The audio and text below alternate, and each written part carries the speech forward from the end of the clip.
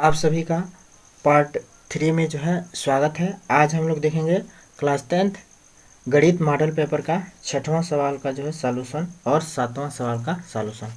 तो 6वां सवाल में देखिए सभी खंड कीजिए दिया हुआ है। कह रहा है कि दो संख्याओं के वर्गों का अंतर 180 है। छोटी संख्या का वर्ग बड़ी संख्या का 8 गुना है। दोनों संख्याएं ज्ञात कीजिए। ठीक है, तो इसको जो हम लोग कैसे हल करेंगे, तो यहाँ पे देखिए सबसे पहले हम लोग जो है प्रश्नोत्तर संख्या लिख लेंगे। ठीक है, प्रश्नोत्तर संख्या 1 मिनट। हाँ, यहाँ पे हम लोग जो है क्या कर देंगे, प्रश्नोत्तर संख्या लिख देंगे। इसके बाद से लिखेंगे हम लोग हल। हल में जो हम लोग क्या लिखेंगे, 1 मिनट। तो हल में हम लोग लिखेंगे, माना कह रहा है कि दो संख्याओं के वर्गों का अंतर। तो दोनों संख्या के, माना कि एक संख्या क्या है, माना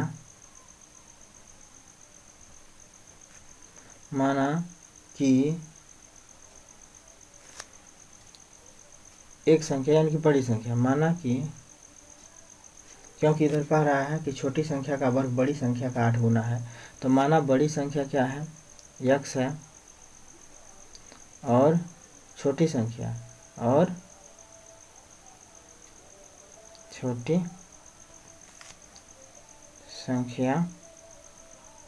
छोटी संख्या कितनी है, तो y है, मान लेते हैं हम लोग। ठीक है ना, y है। प्रश्नानुसार हम लोग लिख सकते हैं, कह रहा है कि छोटी संख्या का वर्ग बड़ी संख्या का 8 गुना है। दो संख्याओं के वर्गों का अंतर 180 है। तो पहले लिख लेते हैं दो संख्याओं के वर्गों का अंतर, यानी कि x का वर्ग माइनस y का वर्ग बराबर कितना है, तो 180 है। ठीक है, ये आपका जो है समीकरण नंबर 1 का हो गया।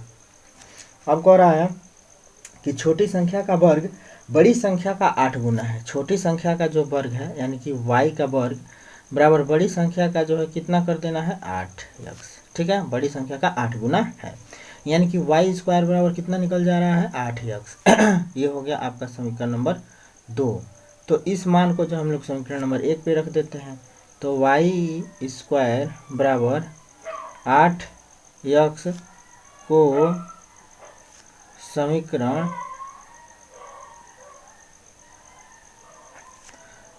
किस में रख देंगे, 1 में रखने पर। ठीक है, 1 में हम लोग रख देते हैं, तो रख दीजिए। तो इसको अगर हम लोग 1 में रखेंगे समीकरण नंबर 1 में, तो x का स्क्वायर और माइनस में y की जगह पे कितना आ जाएगा, 8x। देखिए ये y स्क्वायर का मान दे रहा है 8x, तो इसलिए हम लोग को इसको 8x लिखेंगे, 8x लिखेंगे। अब बराबर लिख देंगे 180। ठीक है ना, देखिए केवल y का मान रहता है तब यहाँ पे वर्ग करके लिखते, 8x का वर्ग करके लिखते, लेकिन y स्क्वायर का मान दिया है 8x, तो इसलिए हम लोग y स्क्वायर की जगह पे 8x भर देंगे। भरने के बाद से क्या करेंगे, इसको इधर पक्षांतर कर देंगे। ठीक है, तो x का स्क्वायर माइनस में क्या हो जाएगा, 8x, और माइनस में हो जाएगा 180। ठीक है, माइनस में क्या हो जाएगा, 180, बराबर यहाँ पे लिख देंगे हम लोग 0। ठीक है, अब जो है क्या करेंगे हम लोग, इसको जो है मध्य पद को बांट के और गुणनखंड कर देंगे। तो 180 का दो ऐसा जोड़ा बनाना है हम लोग को कि जोड़ घटाना करें तो आ जाए कितना, 8x आ जाए, और गुणा करें तो 180 आ जाए, तो 10 8 हो जाएगा।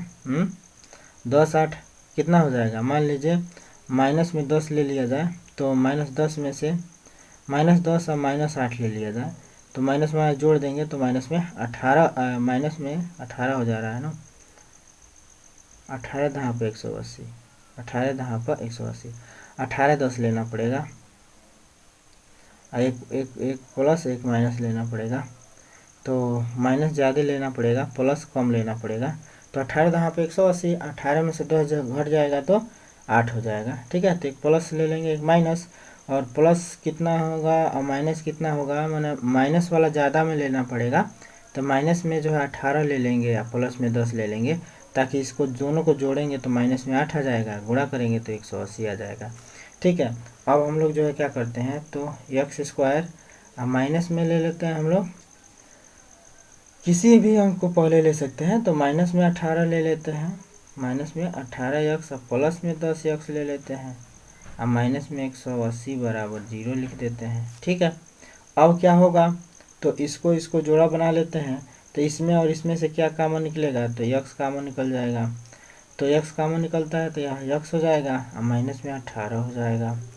यहाँ पे अगर हम लोग प्लस में जो है 10 कॉमन ले लेते हैं तो यहाँ पे यक्स और माइनस में जो है क्या हो जाएगा, 18 हो जाएगा, बराबर हो जाएगा 0। ठीक है, अब जो है हम लोग क्या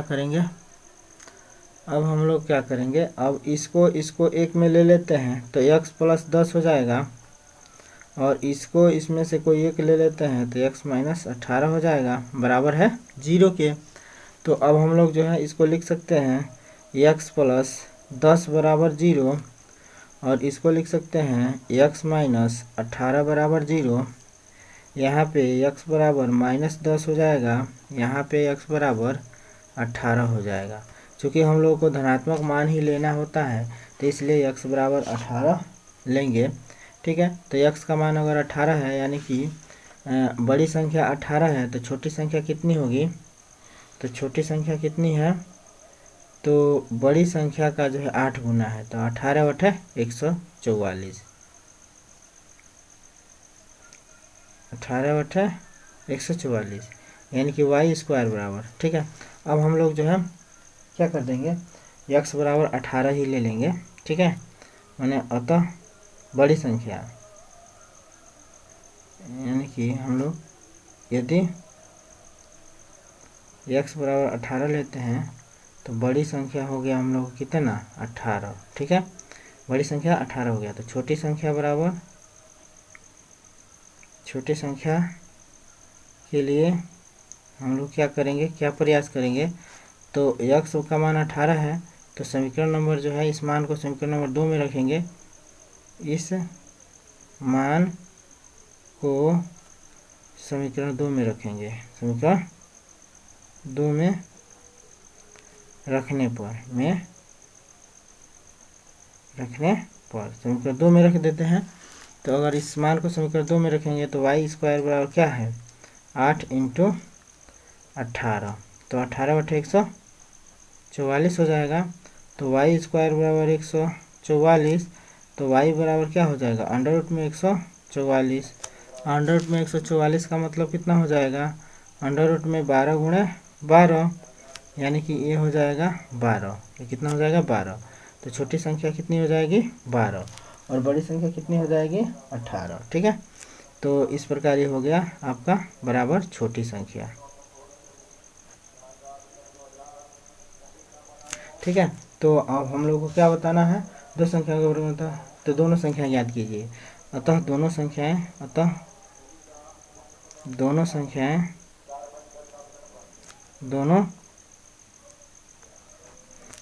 क्या हो जाएंगी, दोनों संख्याएं हो जाएंगी 18 और 12 है। यह आपका जो है क्या हो जाएगा, उत्तर हो जाएगा। ठीक है, तो बस ये आपका आंसर हो गया। इसके बाद से हम लोग क्वेश्चन नंबर ख, छठवां का ख देखते हैं। दी गई आकृति में, आप लोग आकृति देख पा रहे होंगे, दी गई आकृति में छायांकित भाग का क्षेत्रफल ज्ञात कीजिए जहां ए बी सी डी भुजा 14 सेंटीमीटर का एक वर्ग है। ठीक है, तो इसको कैसे करेंगे देखिए। इसमें देखिए हम लोग को कैसे हल करना है। इसको कह रहा है कि इस वर्ग का जो है प्रत्येक भुजा कितना है, 14 सेंटीमीटर है। ठीक है, तो मान लीजिए यहाँ से लेकर यहाँ तक 14 है, तो इनके यहाँ से लेकर यहाँ तक कितना होगा, माने इसके बीचों बीच में ये वाला हिस्सा जो है आपका जो है सब मिला के कितना होगा, तो 7 होगा। ठीक है, और यहाँ से फिर ये जो है कितना होगा, 7 होगा। यानी कि वृत्त का व्यास कितना है, तो वृत्त का व्यास जो है 7 सेंटीमीटर हो रहा है। तो इसका त्रिज्या कितना हो जाएगा। अब देखिए हम लोग को क्या करना है, छायांकित भाग का क्षेत्रफल निकालने के लिए इस वर्ग का क्षेत्रफल निकाल के इन चारों वृत्तों का क्षेत्रफल निकाल के वर्ग के क्षेत्रफल में से इन चारों वृत्तों का क्षेत्रफल घटा देना है। ठीक है, तो इसके लिए जो हम लोग को इस वृत्त की त्रिज्या चाहिए, तो वृत्त का व्यास 7 है, तो त्रिज्या कितना हो जाएगा, 7/2। ठीक है ना, तो सबसे पहले हम लोग वर्ग का क्षेत्रफल निकाल देते हैं, उसके बाद से जो है चारों वृत्तों का क्षेत्रफल निकाल देंगे, अब वर्ग के क्षेत्रफल से चारों वृत्तों का क्षेत्रफल घटा देंगे तो छायांकित भाग का क्षेत्रफल निकल जाएगा। ठीक है, तो आइए अब हम लोग जो है यहाँ पे लिखेंगे वर्ग का क्षेत्रफल बराबर, अब वर्ग का क्षेत्रफल डायरेक्ट हम कर देते हैं, चित्र आप लोग जो है चाहे, चलिए इसको देख लेते हैं, इसको जो है फिगर ही बना लेते हैं हम लोग नियर अबाउट। ठीक है, नियर अबाउट हम फिगर बना देते हैं। मैंने समझ लीजिए कि ये 4 गो वृत्त है, नीचे भी टच करेगा, ठीक है। तो इसका जो है व्यास समझिए 7 है, ठीक है, और ये जो है प्रत्येक भुजा 14 है, ठीक है। तो यहाँ पे देखिए हम लोग जो है लिखेंगे वर्ग, ये जो है आपका वर्ग कौन सा है, तो ए बी सी और डी है, ठीक है। तो हम लोग लिखेंगे वर्ग ए बी सी डी का क्षेत्रफल, वर्ग ए बी सी डी का क्षेत्रफल बराबर भुजा का वर्ग होता है ना, भुजा का वर्ग, यानी कि 14 गुणा 14 कर देंगे डायरेक्ट, बराबर कितना हो जाएगा 196 सेंटीमीटर स्क्वायर। क्षेत्रफल कभी भी सेंटीमीटर स्क्वायर में रहेगा, ठीक है। अब इसके बाद से हम लोग क्या करेंगे, अब हम लोग जो है प्रत्येक वृत्त का जो है क्षेत्रफल निकालना है। तो इसके लिए प्रत्येक वृत्त का व्यास चाहिए, तो प्रत्येक वृत्त का व्यास, सब वृत्त एक समान है तो प्रत्येक वृत्त का व्यास निकाल लेते हैं। तो प्रत्येक वृत्त का व्यास बराबर हो जाएगा 7 सेंटीमीटर, ठीक है, 7 सेंटीमीटर हो जाएगा व्यास। तो त्रिज्या कितना हो जाएगा, तो इसका त्रिज्या बराबर हो जाएगा 7/2। तो प्रत्येक का त्रिज्या हो गया 7/2। तो हम लोग जो है यहाँ पे अतः एक वृत्त का जो है क्षेत्रफल निकालते हैं। तो एक वृत्त का क्षेत्रफल बराबर क्या हो जाएगा, तो वृत्त का क्षेत्रफल बराबर क्या होता है, पाई आर स्क्वायर। तो पाई आर का मान कितना रख देंगे 7/2, इसका वर्ग कर देना है, ठीक है। तो पाई आर स्क्वायर यानी कि पाई का मान 22/7 ले लेना है, 22/7 और गुणा 7/2 का वर्ग का मतलब 7/2 गुणा 7/2 होगा। 7 से 7 कैंसिल, 2 ग्रह 22 हो जाएगा, 11 7 77 हो जाएगा। अब बट्टे में जो क्या हो जाएगा 2। तो एक वृत्त का जो है क्षेत्रफल कितना हो गया, इतना सेंटीमीटर स्क्वायर एक वृत्त का हो गया। तो चारों वृत्तों का क्षेत्रफल निकालना है, तो लिखेंगे चारों वृत्तों का क्षेत्रफल, तो 4 से गुणा कर देना है। चारों वृत्त का क्षेत्रफल बराबर क्या हो जाएगा, चारों वृत्त का क्षेत्रफल 4 गुणा 77/2। अब 2 से 2 दूना 4 काट दीजिए, तो 7 दूना 14 के 4 हासिल 1, 7 दूना 14 15, 154 सेंटीमीटर स्क्वायर हो गया चारों वृत्तों का क्षेत्रफल। अब हम लोग लिखेंगे छायांकित भाग का क्षेत्रफल, छायांकित भाग का क्षेत्रफल, भाग का क्षेत्रफल बराबर, छायांकित भाग का क्षेत्रफल बराबर क्या हो जाएगा, छायांकित भाग का क्षेत्रफल बराबर वर्ग का क्षेत्रफल, वर्ग का क्षेत्रफल माइनस वृत्त का क्षेत्रफल, चारों वृत्तों का क्षेत्रफल, 4 वृत्त का क्षेत्रफल, 4 वृत्त का क्षेत्रफल। तो वर्ग का क्षेत्रफल कितना है, तो वर्ग का क्षेत्रफल हम लोग का आया है 196, और वृत्त का क्षेत्रफल कितना आया है, तो माइनस में वृत्त, चारों वृत्तों का क्षेत्रफल आया है 154, ठीक है ना, चारों वृत्तों का क्षेत्रफल 154 आया है। अब 196 में से 154 घटा दीजिए, तो 6 में से 4 जा 2, 9 में से 5 जा 4, और 1 में से 1 जा 0, तो 42 सेंटीमीटर स्क्वायर हो जाएगा। यानी कि छायांकित भाग का क्षेत्रफल कितना हो जाएगा, तो 42 सेंटीमीटर स्क्वायर हो जाएगा। अतः यहाँ पे लिख देंगे, अतः छायांकित भाग का क्षेत्रफल बराबर हो गया 42 सेंटीमीटर स्क्वायर। ये आपका उत्तर हो जाएगा, ठीक है, ये आपका उत्तर हो गया। तो इसी प्रकार जो है अब हम लोग देखेंगे कौन सा, गौ, सवाल नंबर गौ, समय का तो बहुत अभाव है। सवाल नंबर गौ है 6वां का, 4 सेमी त्रिज्या के एक वृत्त पर 6 सेमी त्रिज्या के एक सकेंद्रीय वृत्त के किसी बिंदु से एक स्पर्श रेखा की रचना कीजिए और उसकी लंबाई माप कर बताइए, ठीक है। ये बहुत इंपॉर्टेंट सवाल है, इसको जरूर देखिए, ठीक है ना। देखिए इसमें कह रहा है कि 4 सेमी त्रिज्या के एक वृत्त पर 6 सेमी त्रिज्या के एक सकेंद्रीय वृत्त के किसी बिंदु से एक स्पर्श रेखा की रचना कीजिए, उसकी लंबाई नापिए, ठीक है।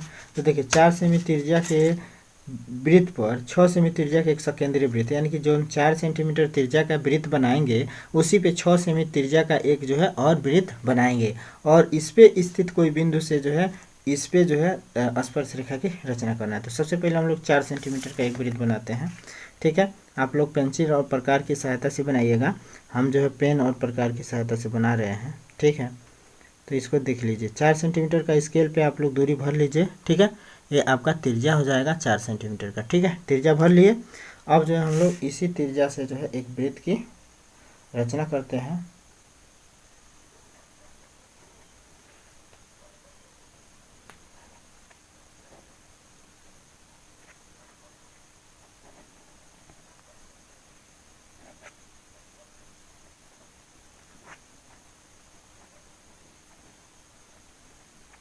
ये 4 सेंटीमीटर का एक वृत्त हो गया। ठीक है, और कह रहा है कि इसी वृत्त पे 6 सेंटीमीटर का एक वृत्त खींचिए। सकेंद्री वृत्त का मतलब इसी केंद्र पे, सकेंद्री का मतलब दोनों का केंद्र एक समान है। ठीक है, तो 6 सेंटीमीटर का दूरी भर लेंगे हम लोग प्रकार, और इसके बाद से जो हम लोग क्या कर देंगे, 6 सेंटीमीटर का एगो जो है वृत्त खींच देंगे।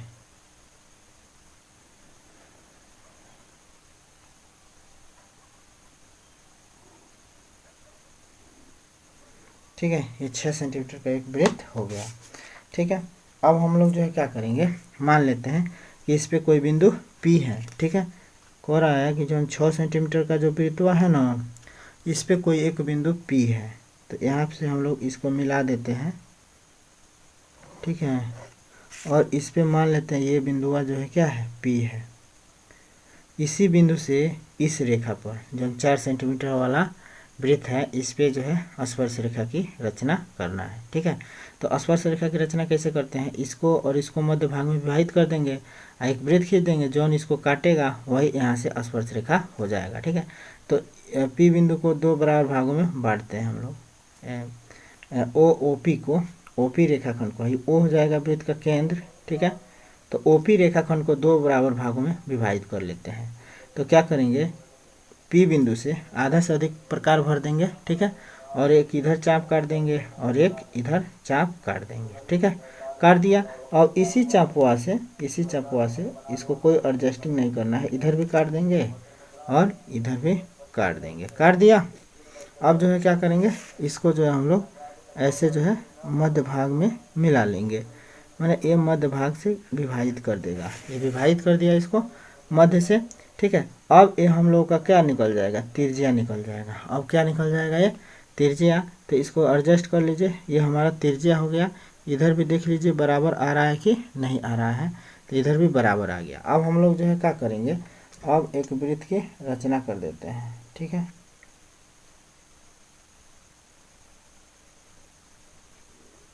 भाई खींचना नहीं बन रहा है।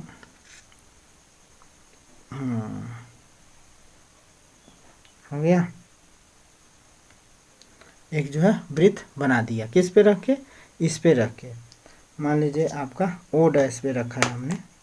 इस वृत्त का जो त्रिज्या क्या है, O डैश है, O केंद्र O डैश है। ठीक है, तो O डैश पे हमने रख के इस वृत्त को खींच दिया। अब जो है ये वृत्त जहाँ जहाँ काट रहा है, देखिए यहाँ पे काटा, इस बिंदु पे काटा है और इस बिंदु पे काट रहा है। ठीक है, और यहाँ से इसको मिला देंगे, ये हम लोग का अभिष्ट स्पर्श रेखा हो जाएगा। ठीक है, तो इसको जो हम लोग मिला देते हैं, एकदम ऐसा जो है रेखा मिलाइएगा जो एकदम एक बिंदु से होकर जाए। ठीक है ना, इसके एक बिंदु से होकर जाना चाहिए। ठीक है, तो बहुत जो है ध्यान पूर्वक इसको जो है मिलाइएगा। ठीक है, तो ये आपका हो गया स्पर्श रेखा। यही आपका जो है क्या होगा, अभिष्ट स्पर्श रेखा होगा। ठीक है, अभिष्ट स्पर्श रेखा। ठीक है, तो ये हो गया आपका, मान लीजिए ये आपका T1 है। ठीक है, और ये जो है T2 है। ठीक है, यही जो है आपका T1 और T2 जो है क्या हो जाएंगे, स्पर्श रेखाएं हो जाएंगे। और देखिए आप लोग अगर रचना के चरण कहता है तो रचना के चरण जैसे जैसे इसको बनाए हैं वैसे वैसे लिख देना है कि सबसे पहले हमने जो है 4 सेंटीमीटर का एक वृत्त खींचा। ठीक है, उसके बाद से इसी केंद्र पर 6 सेंटीमीटर का एक वृत्त खींचा। वृत्त खींचने के बाद से O और P को मिलाया, P बिंदु से एक स्पर्श रेखा की रचना PT खींचा और एक स्पर्श रेखा की रचना P2 खींचा, T2 खींचा है। ठीक है, बस यही जो है आपका रचना हो जाएगा। ठीक है, और कह रहा है इसको मापिए, तो मापने के लिए जो है आप लोग स्केल से भी माप सकते हैं और गणना से भी माप सकते हैं। ठीक है, तो रचना के चरण लिख के और स्केल से जो है माप दीजिएगा, तो लगभग 4.3 आ रहा है। 4.3 के करीब, 4 के करीब है, तो 4.43 लिख सकते हैं। और नहीं तो गणना करेंगे तो परिकलन करेंगे तो गणना में लिख सकते हैं, गणना द्वारा भी माप कर सकते हैं। तो यहाँ पे जो है भाई रचना के पद आप लोग लिख दीजिएगा, जैसे जैसे किए हैं वैसे वैसे। रचना 4 नंबर में है, तो रचना के पद तो नहीं कह रहा है खाली मापिए। तो मापने के लिए हम लोग जो है माप लिख सकते हैं इसका। तो माप निकाल सकते हैं हम लोग। तो माप के लिए जो हम लोग क्या करेंगे, PT बराबर, ये जो हम लोग P और T1 निकाल रहे हैं, तो P और T1 बराबर हम लोग लिख सकते हैं अंडर रूट में बड़ी त्रिज्या, ठीक है ना, बड़ी त्रिज्या का वर्ग और माइनस में छोटी त्रिज्या का वर्ग कर दीजिएगा। तो अंडर रूट में 6 छक्के 36 और 4 चौका 16 बराबर कितना हो जाएगा, अंडर रूट में ये हो जाएगा 20। अंडर रूट में 20 का मान आपका कितना हो जाएगा, तो ये हो जाएगा 4.47। ठीक है, 4.47 सेंटीमीटर, यानी कि लगभग 4.5 लिख लीजिएगा। ठीक है ना, लगभग 4.5, लगभग 4.5 कर दीजिएगा। ठीक है, सेंटीमीटर। ठीक है,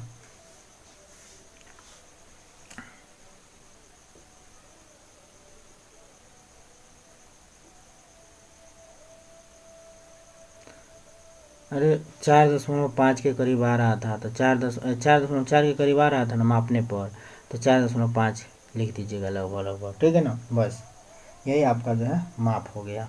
ठीक है, तो माप हो गया, यानी कि इसका माप, इसका किसका P और T1 का माप कितना हो गया, जो है लगभग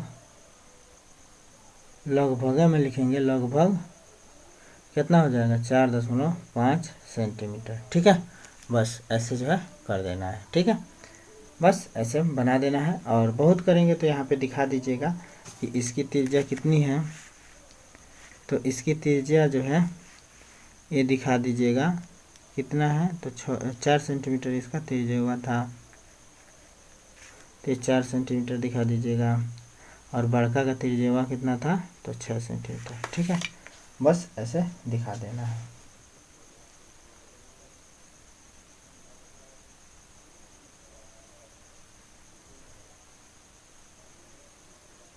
ठीक है, बहुत करेंगे तो आप लोग यहाँ पे ये लिख दीजिएगा क्या दिया है, तो दिया में क्या लिखेंगे कि 4 सेंटीमीटर त्रिज्या का एक वृत्त और 6 सेंटीमीटर का एक जो है केंद्रीय वृत्त। ठीक है ना, तो दिया में ये सब जो दिया है वो लिख देना है। उसके बाद से रचना करनी है, तो रचना क्या करनी है ये जरूर हेडिंग डाल दीजिएगा, मैंने हेडिंग में डाल के यहाँ पे दिया है ये लिख दीजिएगा कि 4 सेंटीमीटर पर जो है 6 सेंटीमीटर का एक जो है वृत्त खींचना है। और उसके बाद से जो है रचना करनी है, तो रचना में रचना करनी है, तो इसमें जो है क्या रचना करना है, तो 4 सेमी त्रिज्या वाले वृत्त की स्पर्श रेखाओं की रचना करना है। तो ये लिख दीजिएगा कि 4 सेमी त्रिज्या वाले 4 सेंटीमीटर त्रिज्या वाले 4 सेंटीमीटर त्रिज्या वाले वृत्त की स्पर्श रेखा करना है, वृत्त की स्पर्श रेखा की रचना करना है, वृत्त की स्पर्श रेखा की रचना करना है, रेखा की रचना करना है। तो और यहाँ पे हम लोग लिख देंगे अभिष्ट स्पर्श रेखा, अभिष्ट स्पर्श रेखा यहाँ पे लिख दीजिएगा कि अभिष्ट स्पर्श रेखा, यहीं पे लिखिएगा अभिष्ट स्पर्श रेखा, माने जो हम लोग को चाहिए अभिष्ट स्पर्श रेखा क्या है, तो अभिष्ट स्पर्श रेखा हम लोग का PT1 और PT2 है।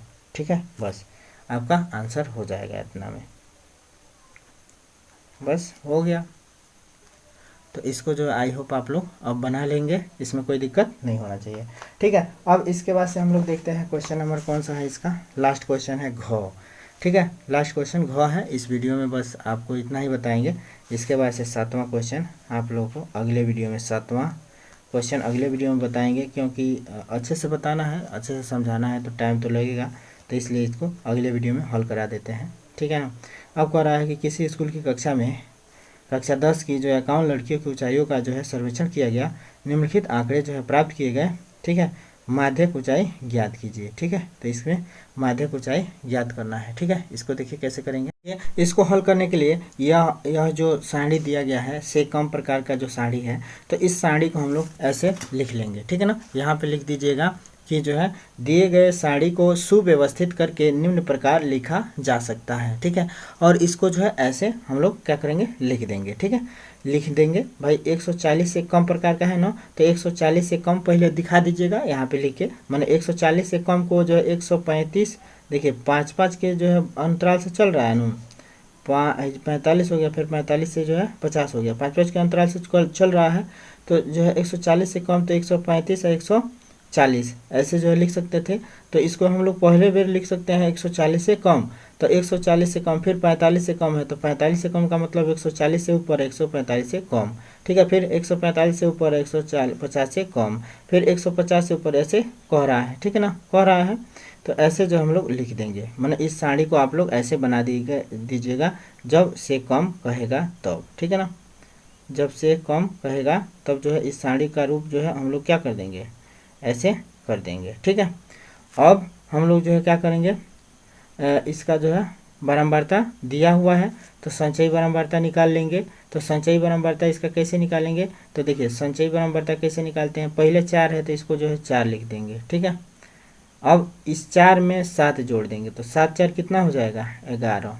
ठीक है, इस 4 में जो है कितना जोड़ देंगे, 4 और प्लस 7 कर देंगे, तो ये कितना हो जाएगा, 11।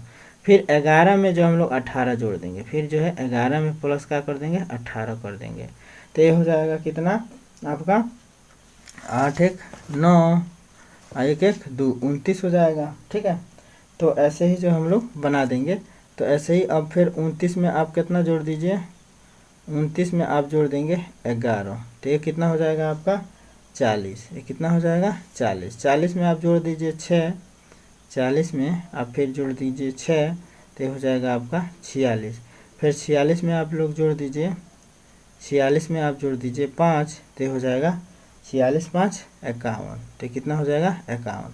याद रखिएगा संचयी बारंबारता कुल बारंबारताओं के, लास्ट वाला जो संचयी बारंबारता होता है कुल बारंबारताओं के योग के बराबर ही होता है। ठीक है ना, तो ये हो गया आपका 51, कुल संचयी कुल बारंबारता का योग 51 है, तो इसका भी योग कितना आ गया 51। ठीक है, अब इस सवाल को करने के लिए हम लोग क्या करेंगे, ठीक है, तो जो हम लोग को क्या निकालना है, माध्यक निकालना है। तो माध्यक के लिए जो है आप लोगों को जो है सूत्र पता होना चाहिए कि माध्यक का जो है सूत्र क्या होता है। तो यहाँ पे हम लोग माध्यक का सूत्रवा पहले लिख देते हैं ताकि आप लोगों को समझ में आए। तो यहाँ पे हम लोग लिख सकते हैं, कहाँ पे लिखें, यहाँ पे लिखते हैं सूत्र। सूत्र में लिखेंगे हम लोग माध्यक बराबर, तो माध्यक बराबर क्या हो जाएगा, तो L प्लस n/2 माइनस सी, वह सी का मतलब CF लिख सकते हैं संचयी बारंबारता। अब बटे में जो है क्या हो जाएगा, ये जर्नल बारंबारता, इंटू जो है क्या हो जाएगा H। ठीक है, इसको चाहे तो हम लोग ऐसे ब्रैकेट में लिख सकते हैं। ठीक है, तो हम लोग को L चाहिए, n/2 चाहिए, CF चाहिए और F चाहिए और H चाहिए। ठीक है ना, तो सबसे पहले हम लोग n/2 निकालेंगे, इसी से जो हम लोग को CF मिल जाएगा और F मिल जाएगा और इसी से सब मिल जाएगा। तो इसका जड़ कहाँ है, n/2।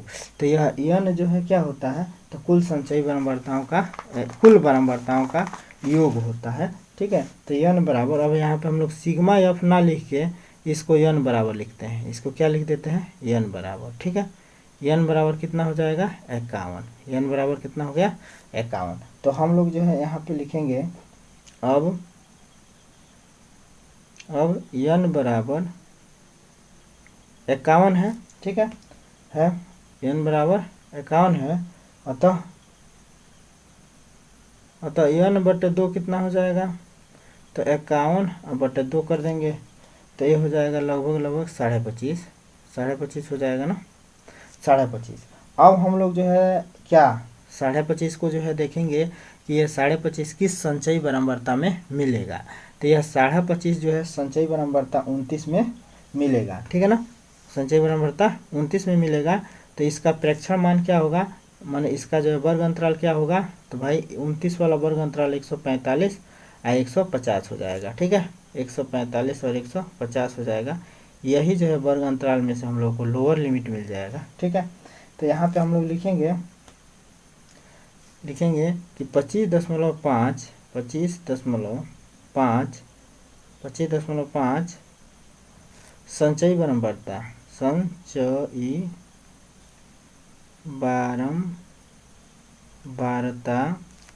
किसमें, संचयी बारंबारता 29 में मिलेगा, 29 में मिलेगा। अतः जो है हम लोगों का क्या तो यह जो है क्या होगा 29 में मिलेगा। तो यही जो है माध्यक वर्ग अंतराल होगा। ये तो इसका जो है वर्ग अंतराल में मिलेगा। अतः इसका वर्ग अंतराल, इसका जो वर्ग अंतराल है तो यही ना है, अतः इसका वर्ग अंतराल माध्यक वर्ग होगा। अतः इसका वर्ग अंतराल, इसका ये लिखना जरूरी है वर्ग अंतराल। अतः इसका वर्ग अंतराल, नहीं तो आप लोग सवाल हल कर दीजिएगा डायरेक्ट, ठीक है ना, सवाल समझ के, ठीक है। तो इसका वर्ग अंतराल क्या होगा, तो बस डायरेक्ट देख लेना है कि किस संचयी बारंबारता में है ये, ठीक है, उसका वर्ग अंतराल ले लेना है। तो इसका वर्ग अंतराल क्या होगा, इसका वर्ग अंतराल 145 और 150 होगा, 145 और 150 है, ठीक है। वर्ग अंतराल जो है कितना है इसका वर्ग अंतराल 145 और 150। अतः इसका वर्ग अंतराल 145 150 है, यानी कि बारंबारता वर्ग हो गया, ठीक है। अब इतना है तो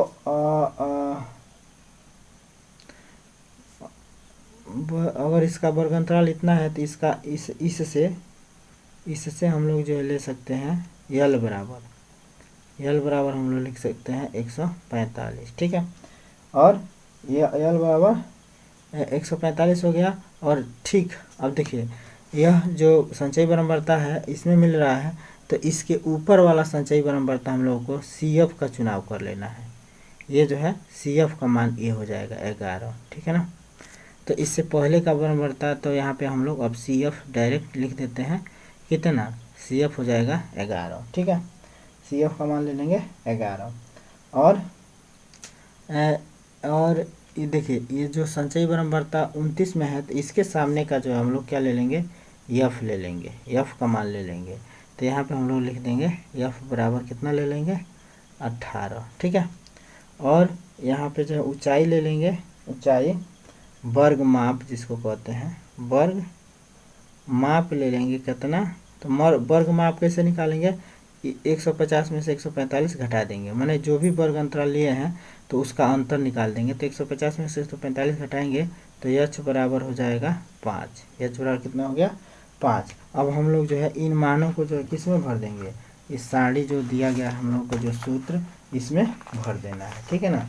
तो इस मान को भर दीजिए। अब माध्यक बराबर, तो यहाँ पे थोड़ा सा जगह ले लीजिए। तो यल का मान 145 है तो 145 भर दीजिए, प्लस में n/2 का मान 25 कितना है 25.5 है, तो डायरेक्ट भर दीजिए इसको। अब माइनस में CF का मान कितना है 11, तो 11 भर दीजिए। अब बटे में जो क्या हो जाएगा, F का मान कितना लिया गया है अभी 18, तो 18 भर दीजिए। और इंटू में H का मान कितना है तो 5 है, तो 5 भर दीजिए, ठीक है। अब इसको फिर सॉल्व कर दीजिए। तो इसको जो है सॉल्व कीजिए तो 145 को 145 फिलहाल में रहने दीजिए, प्लस में ये जो है कितना हो जाएगा, इसको बड़ा ब्रैकेट में लिख सकते हैं। तो 125.5 में से 11 घटा दीजिए, तो 25.5 में से 11 घट जाएगा, तो ये आपका कितना हो जाएगा, 5 में से 1 जा 4 और 2 में से 1 जा 1, 14.5 हो जाएगा। ठीक है, बटे में कितना हो जाएगा 18 और गुणे में है 5। ठीक है, तो अब फिर इसको हम लोग क्या लिख सकते हैं, तो 145 धन में क्या लिख सकते हैं, इसका इसमें गुणा कर दीजिए, तो 5 × 25 के 5 हासिल 2, आप 5 × 20 2 22 के 2 हासिल 2, और 5 × 5 2 7, और दशमलव एक अंक पे है तो यहाँ पे दशमलव लगा देंगे, अब बटे में हो जाएगा 18। ठीक है, यानी कि 72.5 बटे 18। ठीक, तो अब हम लोग इसको क्या कर सकते हैं, तो अब इसको जो है हम लोग क्या करेंगे, तो इसका इसमें गुणा कर दीजिए, फिर इसको जोड़ के या तो 18 से 72.5 में भाग दे दीजिए, 145 में जोड़ दीजिए। ठीक है, सबसे आसान ये रहेगा, 18 से किसमें भाग दे दीजिए, 72.5 में। ठीक है, तो 18 से 72.5 में भाग दे दीजिए। ठीक है, भाग दे के देखिए कितना आ रहा है।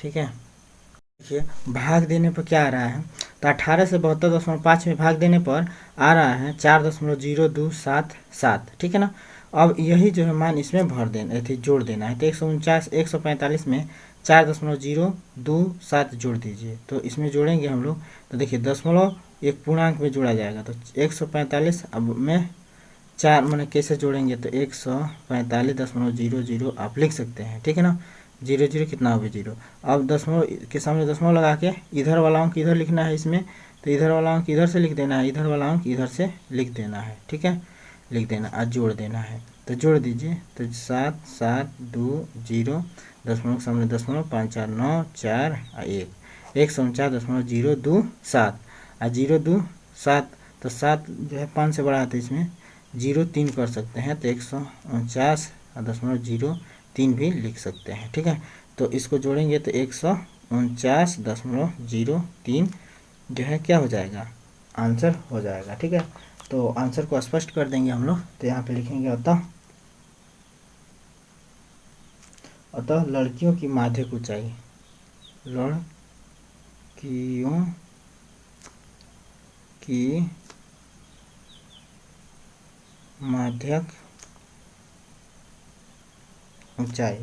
ऊंचाई कितना है, तो 149.03 सेंटीमीटर है। ठीक है, सेंटीमीटर है। ठीक है, बस ये आपका उत्तर हो गया, यही जो क्या हो गया आपका उत्तर हो गया। तो आई होप आप लोग 5वां का सभी सवाल समझ गए होंगे, 6वां का सभी सवाल आपका हल हो गया। अब इसके बाद से 7वां का सवाल हम लोग अगले वीडियो में देख लेंगे। ठीक है ना, तो अगले वीडियो में हम लोग जो है 7वां का सवाल देखते हैं। फिलहाल में इतना ही जो है रहेगा। ठीक है, और वीडियो पसंद आए तो लाइक शेयर ज़रूर करना, अपने यार मित्रों को ज़रूर शेयर कर देना। ठीक है, ताकि उनका भी कुछ कल्याण हो सके। ठीक है, तो जय हिंद दोस्तों।